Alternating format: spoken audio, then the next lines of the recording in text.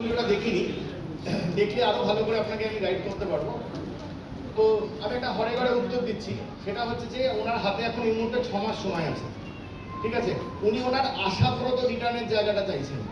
এবার এক্সাক্ট ওনার এই মুহূর্তে পোর্টফোলিও রিটার্নটা কি আছে আমি তো জানি না, হয়তো আমি ধরে নিচ্ছি 17 থেকে 2026 এসে 9 বছরের ইনভেস্টমেন্টে কখনো রিটার্নটা 12-র নিচে থাকার কথা নয়, থাকার কথা না।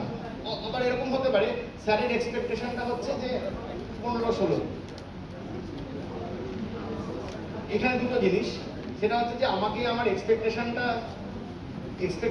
আমার নিজের, আমি সেই কতটা এক্সপেকটেশন রাখবো সেটার উপর কারোর কোনো সে নেই। আমার এক্সপেকটেশন 25-30 হতে পারে, আমার এক্সপেকটেশন 15-16 হতে পারে, আমার এক্সপেকটেশন তার থেকে কমও হতে পারে। নর্মাল ক্ষেত্রে স্যার এখানে দুটো জিনিস বলি, আপনার এক্সপেকটেশন হচ্ছে আমি ধরে নিলাম 12 থেকে 15-র মধ্যে, সেটা ঠিকঠাক আর কি। আপনি একবার পোর্টফোলিওটা দেখে নেবেন, আর 6 মাস আমি বলবো যে একটু ওয়েট করে যান।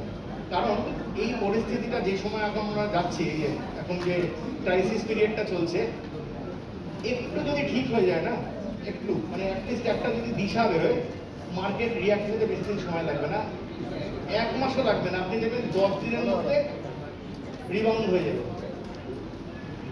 ওনার।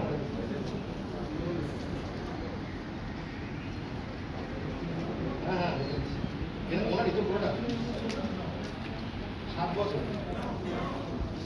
ওনার হচ্ছে 2017 সালে ইনভেস্টমেন্ট করেছিলেন, 9 বছর হয়েছে।